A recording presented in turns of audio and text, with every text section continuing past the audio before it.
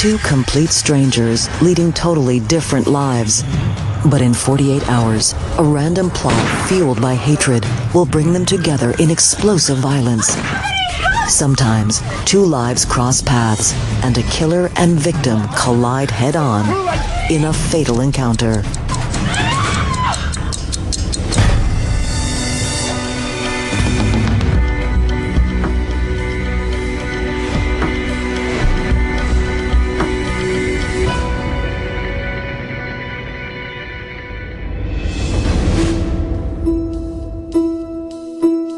In the summer of 2006, 58-year-old Pam Waechter's life in Seattle, Washington couldn't be happier.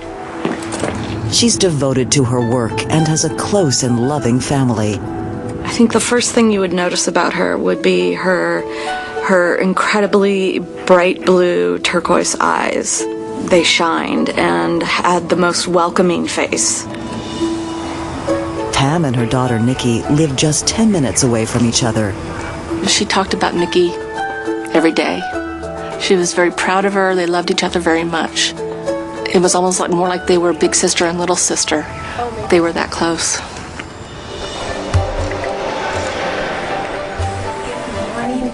In her job as development director of the Jewish Federation of Greater Seattle, Pam is universally liked and admired. She was a joy to work with. I mean, a lot of people say that about different people they work with. She really was. Hey, do you want to do lunch today? Okay, see you then.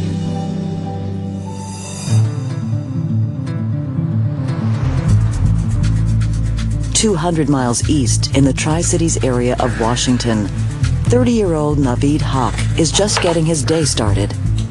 I think Naveed was generally considered to be an articulate, intelligent guy, a guy with a lot of potential. But since college, Naveed's life has veered off course. He can't hold down a steady job or even maintain ties with friends and family. He wasn't able to achieve his family's expectations, and I suspect that he was unable to achieve his own expectations. Naveed spent the long summer days just drifting through life. He would drive around for long periods of time, I think relatively aimlessly. He just spent a lot of time just, wasting time, or a lot of time killing time. The chance of Pam Waechter and Naveed Haq crossing paths in life is 1 in a million. But over the next 2 days, a series of uncanny events will bring them together in a tragic collision course.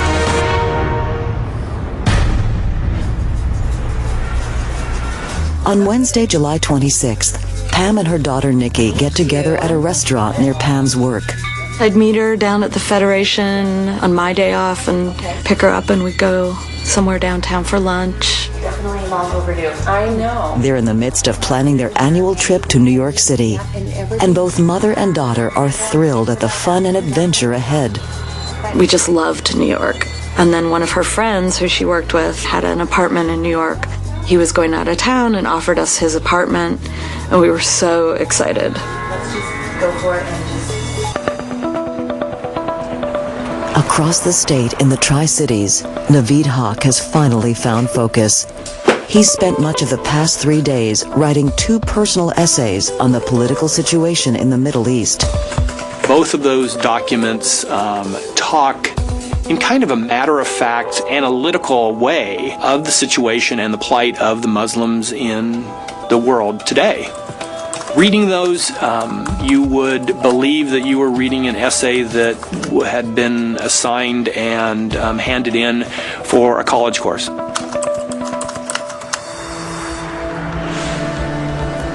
Ten years earlier, Naveed's future seemed assured, based on his impressive academic record. He was able to secure 2 Bachelor of Science degrees, one from an Ivy League school, one in electrical engineering, which is a very strenuous discipline. But over the years that followed, everything changed for Naveed. By the spring of 2006, he was without a job or a home. So he sought out the help of his old college buddy, Wick Renner. Dude, thanks for having me, man. So he came to Wick's apartment, which is in North Seattle, with just nothing more than a duffel bag full of clothes, and said, "I need a place to live." And Wick said, "Okay, you can stay here for a while." Dude, are you ever gonna get a new toilet brush or something? Because it's just getting nasty in the bathroom. At first, the two friends have a good time together, reliving their college experience. I mean, come on. Wick says that Naveed had a really good sense of humor. I'll chip in for half. And liked to fool around, and he liked to tell stories about, jams that he'd gotten himself into and that kind of thing. But over the days and weeks that follow, Wick starts to see just how directionless Naveed's life has become. Come on, this is ridiculous. I can imagine two guys sitting around and eating TV dinners and having a grand old time, but that wasn't this situation. Dude, I'm sorry. Well, sorry it's not leaving the house. They were both, kind of depressed in their own way, and it would get kind of messy, and they'd squabble over who was going to take out the garbage and that kind of thing. Naveed eventually finds work as a grocery clerk, but his employers can't deal with his confrontational attitude. He always felt that, people were against him. What's a stupid policy? He's very defensive about things. If somebody said something and he didn't hear it, he thought people were talking about him. Yeah, I'm calling for a Mr. Trinkus. Then, a friend sets Naveed up with a job as a telemarketer, but it doesn't last long. He immediately began believing that he was being watched, that his fellow employees were talking about him, that they were talking behind his back, and he didn't even last the day. He walked out at lunchtime and just never returned, never informing them that he was leaving or quitting or anything.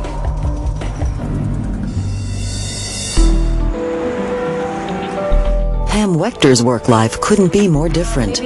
At the Jewish Federation, she leads their fundraising efforts. Okay, I'm looking forward to seeing you. It was really satisfying to her. She was a huge believer in what she was doing. Her huge passion in life is that she was passionate about what she did because she was, not just paid to be there. She really wanted to be there. Raised Lutheran in Minneapolis, Minnesota, Pam converted to Judaism after her marriage 30 years earlier. She knew everything about Judaism, and I felt like her life was Jewish. She just felt a huge part of the community. It was all about being part of this group that she felt like she really belonged to. Naveed Haq didn't know Pam Waechter.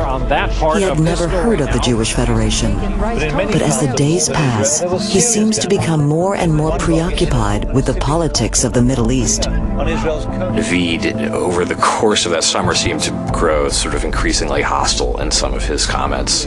On Wednesday night, he watches the evening news with his parents who live nearby. Hawk did comment to his father about the tragic nature of innocent Muslim civilians in Lebanon paying the price of the war between Hezbollah and the Israeli government. And the truth is, Naveed Haq is filled with rage. And in less than 48 hours, he's going to take action.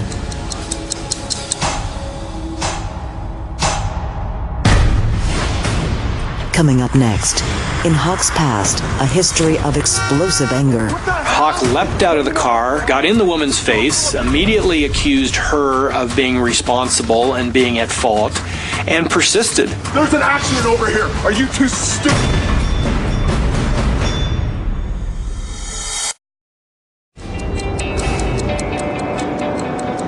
On Thursday morning, Pam Waechter and her daughter Nikki start the day the way they always do, with a morning phone call over coffee. The agenda is next week's trip to New York City.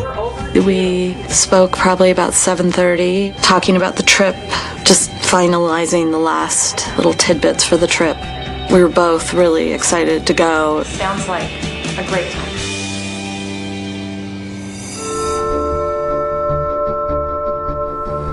By contrast, Naveed Haq is suffering through the worst days of his life. Come on, get up.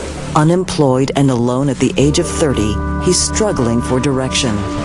He was a man with unbound potential when he was in high school, and now can't even hold the most menial job.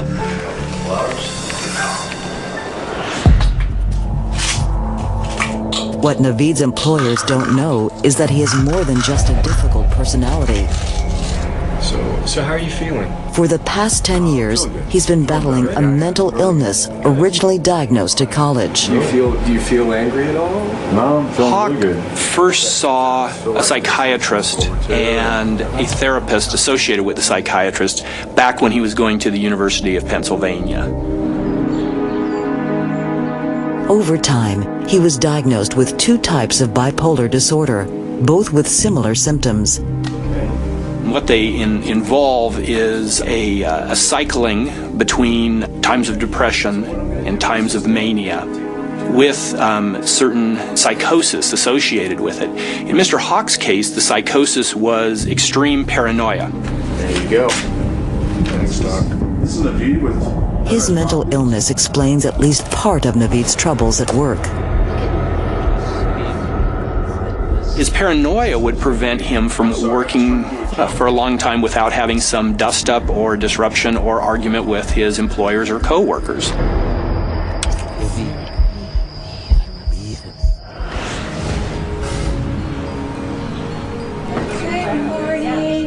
A couple hours after having coffee on Thursday morning, Pam Waechter is in the middle of a meeting at the Jewish Federation. I can imagine working with someone like my mom, that it would be fun. She had a very lighthearted sense of humor and was always very positive. Yeah, thank you, everybody. It worked out really well. Yeah. That afternoon, Naveed visits his father Mian in the nearby city of Pasco. Naveed was raised Muslim, and religion has sometimes been a source of stress between father and son. I'm trying. I want to feel better. It was certainly a generational immigration kind of tension between what his parents wanted him to be and him trying to figure out who he was. But today, Naveed and his father seem to really enjoy each other's company. After dinner, he and his father loaded a lawnmower into the back of their pickup truck and took it to a rental house that the Hawk family owned. And at one point, Naveed patted his dad on the back and said how much he enjoyed spending time with his dad.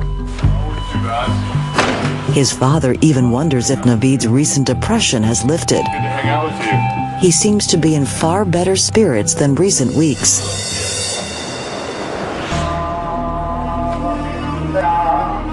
Naveed's parents always hoped he would embrace a traditional lifestyle, one more in line with his Pakistani roots. And 5 years earlier, he seemed to be doing just that. Naveed's parents took him to Pakistan in 2001 to get married. It was an arranged marriage, and Naveed went with his parents but did not return with the wife. Back at home, Naveed told friends that he didn't have anything in common with his new wife. And besides that, he wasn't attracted to her. The one sort of woman it looked like he could viably get married to at that time was someone that he didn't want to be with. Earlier that summer at Wick Renner's, much of Naveed's unhappiness appears to revolve around troubles with women and dating. He had a poor self-image because he was shorter and bald and wore glasses. You know, Naveed always wanted to be somebody. He wanted to be a ladies' man, and he wasn't. Man, this is just getting depressing. Naveed told Wick that he felt that he had a lot to offer, but women never gave him a chance.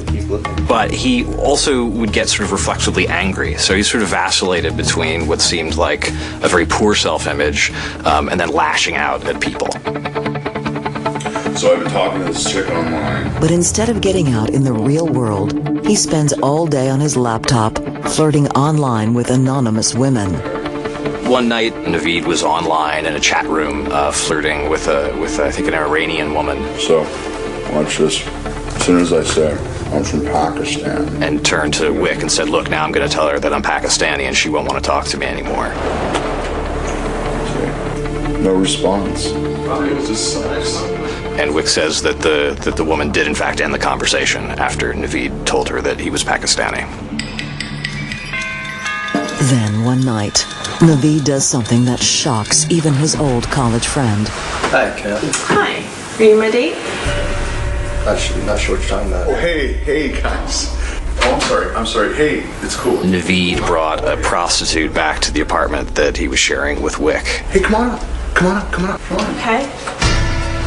Here? Thanks. Good night. Thanks. And then, came out maybe 20 minutes, half an hour later, and Wick said, he seemed sort of sad and kind of disgusted with himself. And it's kind of a classic thing for people with really low self-esteem, right? Is on one hand, they self-aggrandize, and on the other hand, they beat themselves up.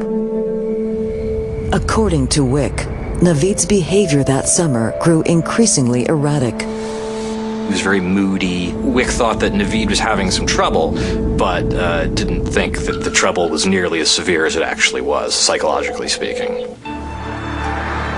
The extent of Naveed's troubles began to surface as far back as the springtime, during a visit to a shopping mall in Kennewick, Washington. He had been observed kind of dancing, swaying back and forth to that music that probably pervades all malls across the country. And during the course of his impromptu dance, he actually unzipped his pants. It's unclear whether he ever completely exposed himself to the other people in the mall, but clearly his underwear was shown and mall security stopped him and had him cited with indecent exposure. By the summertime, Naveed is still waiting for a hearing on the charges. You're dealing with somebody who's imbalanced, who's confused about reality, and is mentally ill. Naveed's erratic behavior turned more volatile in early June when driving in nearby Everett. Hawk had been driving down this street and made an inappropriate left-hand turn right into this other woman's car. A fender bender that, usually you just pull over and wait for the cops to come. He just really kind of blew it out of proportion, and he was really aggressive with her. You drive like an idiot, you go down the road. Hawk got in the woman's face, immediately accused her of being responsible and being at fault, and persisted for a significant period of time. I mean, not just 5 or 10 minutes, it went on for a good hour and a half where he continued to scream and yell. Who let you leave the house this morning to get in the car? Eventually, police arrived and diffused the argument without filing charges. You're dealing with somebody who's imbalanced, who's confused about reality, and is mentally ill. I can't believe you did this! I can't believe you ruined my day! But by Thursday, July 27th, Naveed Hawk appears to be a completely different person. Today, he is a man on a mission with big plans for the future. He has developed a keen interest in the war in Lebanon and what is happening to Muslims there and throughout the world. He also has come to feel that his life has not added up to what he and his family expected it to be. And he is starting to formulate his ideas about what he should do about it.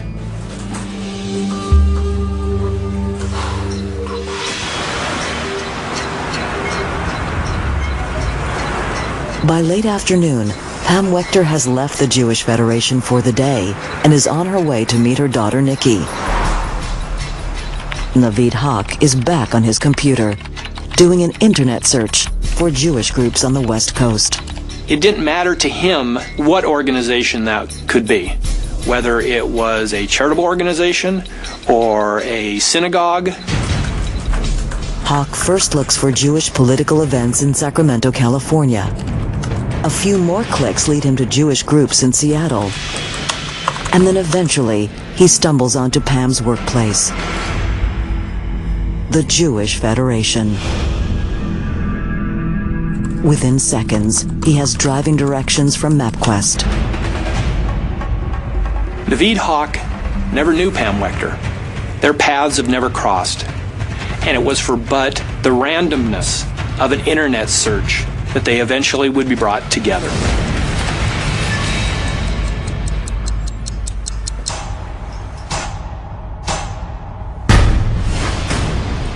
Coming up, Naveed Haq's deadly plan takes shape. Haq's purchase of the weapons and extra ammunition, extra clips, indicated that he was intending to attack, if not kill someone.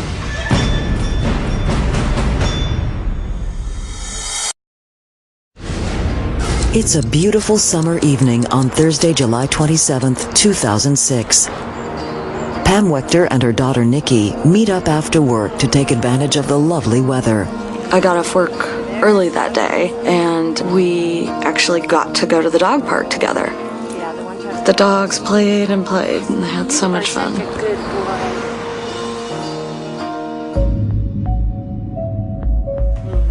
Then Pam and Nikki go back to Nikki's house for dinner of takeout Chinese. Nikki is relying on her mother's advice for an upcoming real estate deal. She was always the voice of reason. I was stressed out that I wouldn't get the amount I wanted out of my townhouse in order to buy this house. She was always my confidant and reassuring me that my house would sell. Then Pam and Nikki make plans to see each other over the weekend and say goodnight. I said I love you, and I gave her a hug.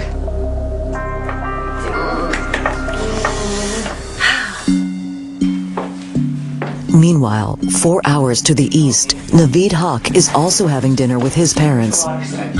And he tells them he has news. He's driving to Seattle tomorrow to visit friends. Yeah? Going over to see some friends, have a good time? Haq's parents tried to talk him out of going to Seattle just because, they had over the years become aware of his condition and the temperamental nature that accompanied it. Yeah, and I just don't think it's a good idea that you leave. You seem to get in trouble every time you're gone.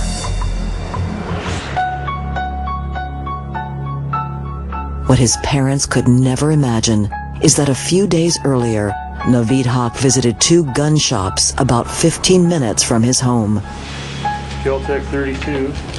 He purchased 2 Ruger semi-automatic pistols, along with ammunition. Feels substantial. Doesn't hold a lot of rounds, but they're big ones. Yeah.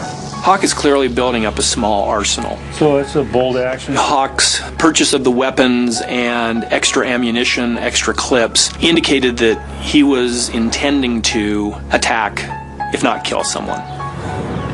He buys hollow point bullets, expressly designed to have a devastating effect on soft tissue. How long's the waiting period again? Just until the background check clears. Okay. In order to purchase the pistols, Haq is required to fill out a firearms transaction record. Part of the paperwork is a long questionnaire, the last question of which says, "Do you suffer from any mental illness or defect?" To that question, he put no. I'm not a kid anymore.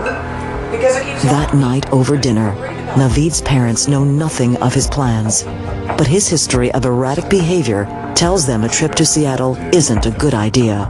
Haq's parents were clearly worried that, something could happen. I'm going to come back Monday, so it's not that big a deal. But Naveed insists that everything is going to be all right. Clearly, they did not know why he was going there, and had they known, would have done everything in their power to stop him. That evening, 2 strangers, separated by half the state of Washington, prepare for a night's rest, totally unaware that in just 18 hours, they will meet in a living nightmare.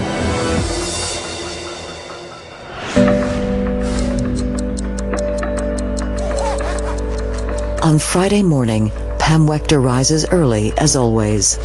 My mom was a huge walker. Just loved being outside.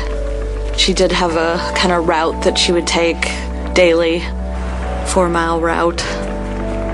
Today is Pam's last day at work, before her trip to New York with her daughter Nikki. Of course, she has no idea what is happening 200 miles to the east, where Naveed Haq is packing for today's journey to the West Coast. But he didn't pack up the same way that you and I would. What he did is he took his laptop out of his computer bag and filled his computer bag with his arsenal.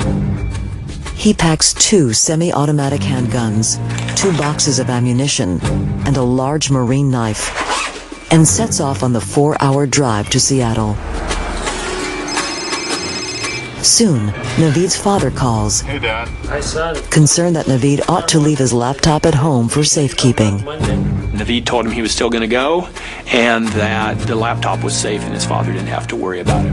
I will. Tell Mom I love her, okay? Okay, take care.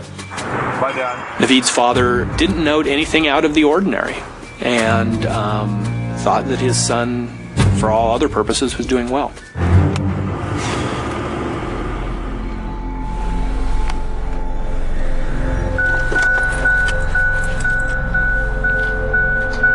As he approached the Cascade Mountains, he came to Cle Elum.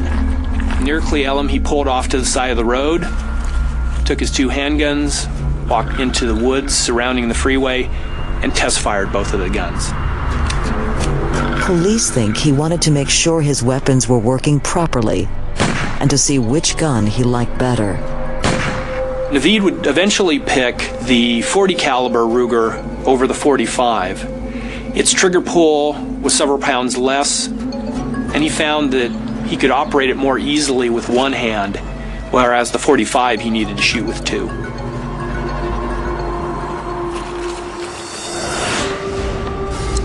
Back at the Jewish Federation, Pam Waechter emails her daughter Nikki.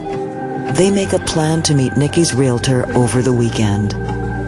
She emailed back at about 3:40 that day, saying that she could meet her on Saturday.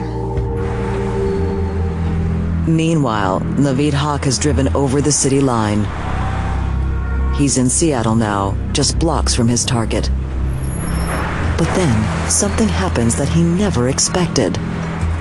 He came into town and took 3rd Avenue heading north toward the Jewish Federation. What he either didn't know or forgot was at 3:30, 3rd Avenue is a bus-only street. And Seattle police patrol that street pretty heavily for offenders who are driving on it. Somehow, he avoids panic as a motorcycle cop pulls him over. Morning, sir. Officer Chu in the Seattle Police Department. The motorcycle cop approached Haq, asked for his license. All right, sir. Give me a couple minutes. I'll be right back. Okay. Haq calmly provided the license to the officer. The officer asked him whether that was his correct address, and Haq said, "No, my correct address is written on the back," which it was.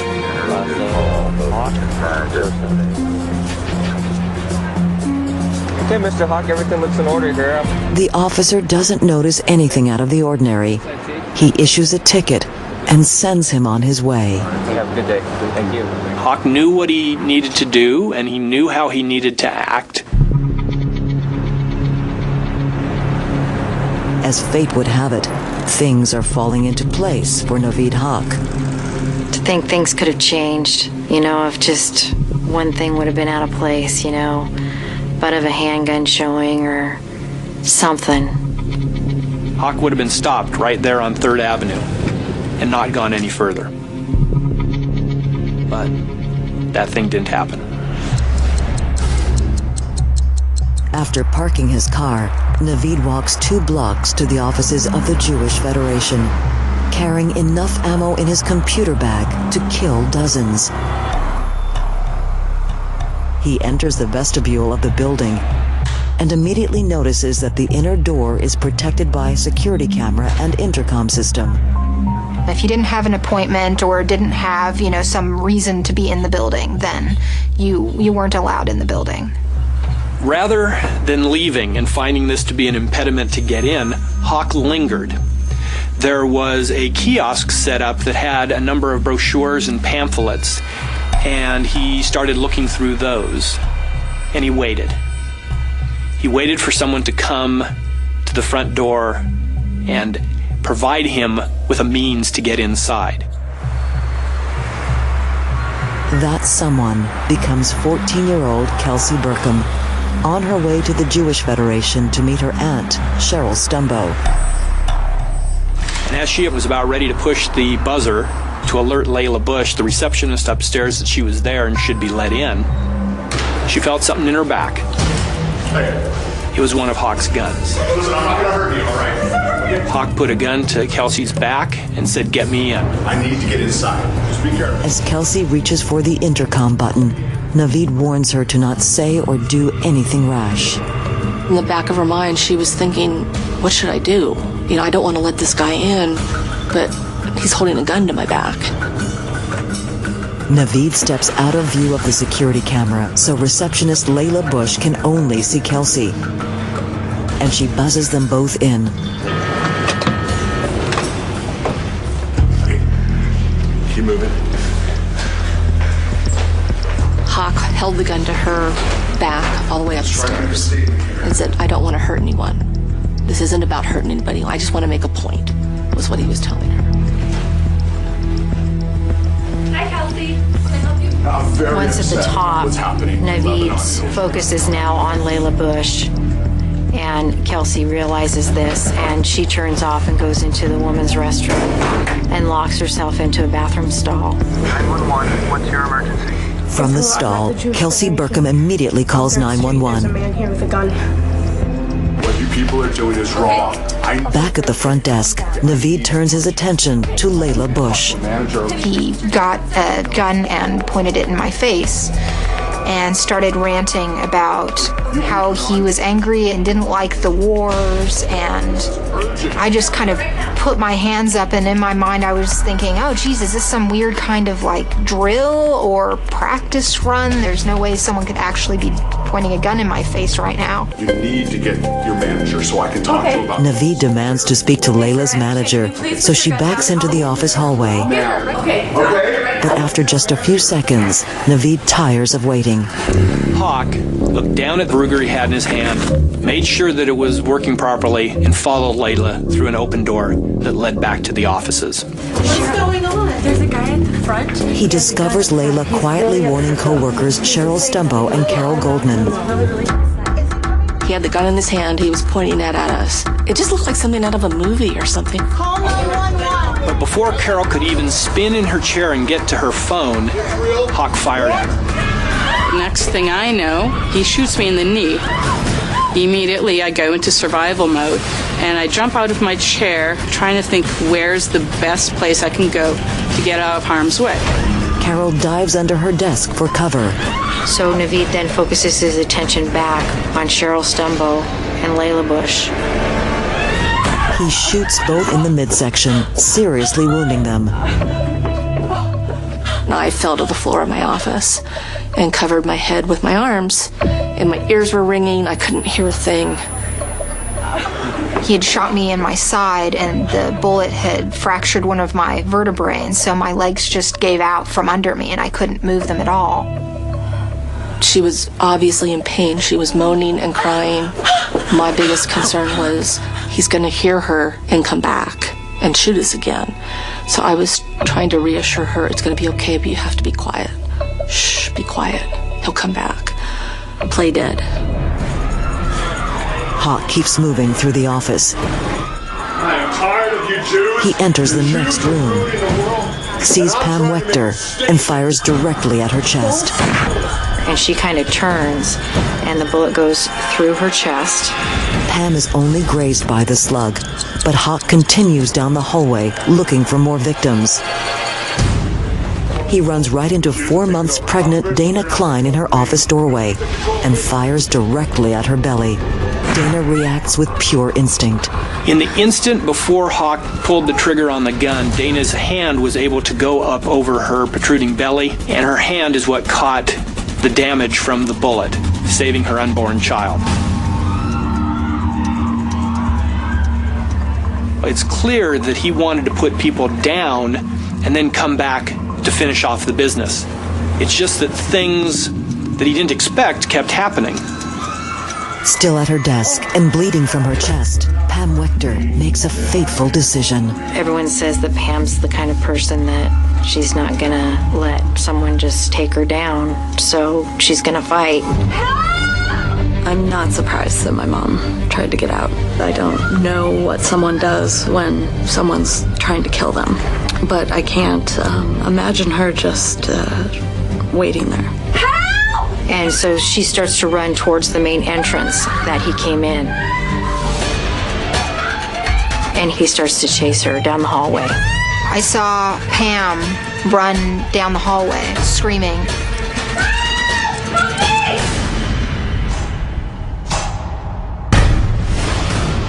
Next, a hostage drama unfolds.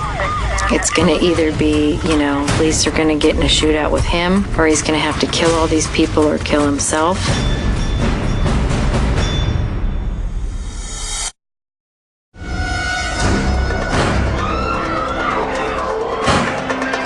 Naveed Haq is 2 minutes into his brutal surprise attack on the Jewish Federation of Greater Seattle. Although she's shot in the chest, Pam Waechter decides to make a bold move. From the way everybody spoke of Pam, I'm sure she was thinking of everybody else. She was thinking of getting out and getting help.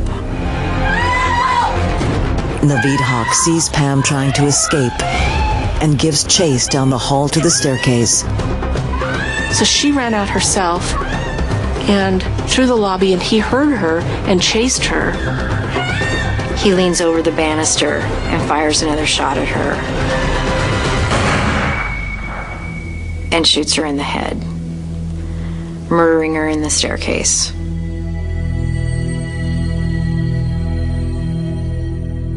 But Naveed isn't finished. From another part of the office, accountant Christina Rexroad hears voices and popping sounds and thinks some sort of celebration is taking place. Christina Rexroad thinks that because they're having a fundraiser, that balloons are popping. Christina bursts into the office and walks right into Naveed Haq and his gun. Guys, what's going on? He shoots her point blank in the abdomen. She turns and runs, with Naveed in hot pursuit.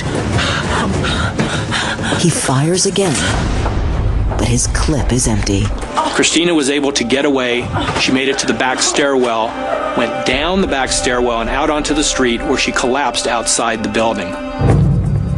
While Naveed quickly reloads, he hears an alarmed voice from another room. It's pregnant and wounded Dana Klein desperately calling 911. He turns the corner and sees that she's on the phone with 911. And initially, he's upset. Who are you on the phone with? Haq points his gun right at Dana's head and tells her, since you're too stupid to follow directions, now I'm taking you hostage. But then something happens. Have you told him why I'm here? He's clearly interested in what Dana's been saying over the phone about him. Have you told him about my statement, about my message? Finally, Naveed Haq, the man with all the potential, was going to be a big, successful celebrity. The Jews have got us. And Dana's like, why don't you talk to them? Why don't you tell them what you need? Haq takes the phone from Dana. I want to get on CNN. We've got a war going on that's totally unjust. Haq explains his statement to the 911 operator, and she listens. Yes. He had a list of demands, and he wanted them met. Yes. The 911 operator, amazingly keeping her cool, started to talk to Haq. I don't know how many people are in this building. Asked him questions. Who was he? Why was he there? What could she do for him? And she kept him engaged. I want you to get my message out. I want to get on the news. We wanted to know if it was on CNN. Is this going to be on CNN? I don't have a way to patch you into CNN. Somehow, the operator convinces him that there's no way for her to connect him to the media.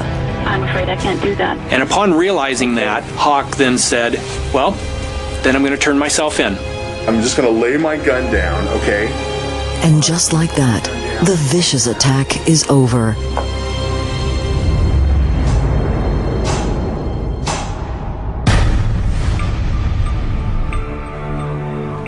He's a smart man. He knew it was over at that point. There's no way out. Police are called. It's going to either be, police are going to get in a shootout with him, or he's going to have to kill all these people or kill himself. He told the operator what he was wearing and that he was going to come out with his hands up. And he did. Naveed walks down the stairs, past Pam Waechter's dead body, and outside. Stop where police order him to the pavement. He offers no resistance and is taken into custody.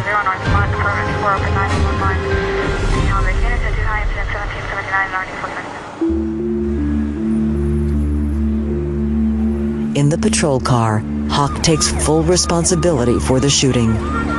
En route, he identified himself, indicated where he was from, that he had come over here to do precisely what he had done, and he reiterated that this was done because he had a message. Naveed Hawk's message left Pam Waechter dead, and Layla Bush, Cheryl Stumbo, Carol Goldman, and Christina Rexroad severely injured. Him going to the Jewish Federation of Greater Seattle and shooting up the office staff isn't going to change anything. I think a lot of crimes are senseless, but this one was so senseless, so senseless.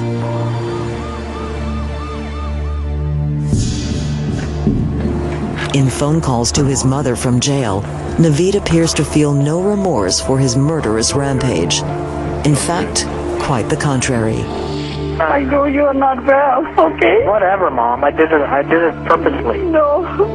I know, Naveed. You just need to be calm yourself. No, Mom. I did it by purpose. Stop. No. You'll be proud of me.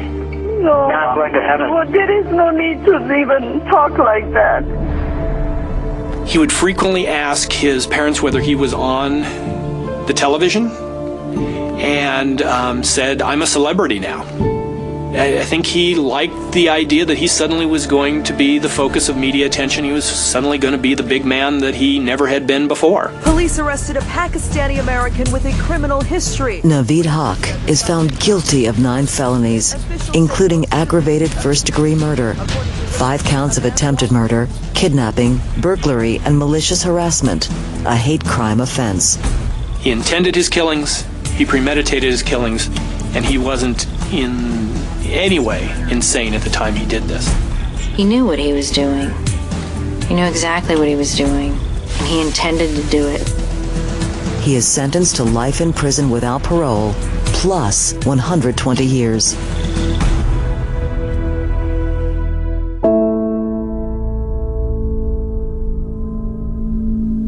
There's not a day that goes by that I don't think about something that I would have told my mom, or something that I would have wanted to do with her, or that the man that I'm with for 3.5 years, she's never met. I lost my best friend. I ache to talk to her. I just want to talk to her. I would trade that for being able to see her or hugging her. I just want to know she's okay and that she's at peace. The best Nikki can do instead is focus on her mother's legacy, all the people who loved and admired her. I had engraved on her tombstone, mother, friend, inspiration of kindness and dedication. That's what I think of her legacy, of being good and kind to people, and her dedication to what she loved. She died for it.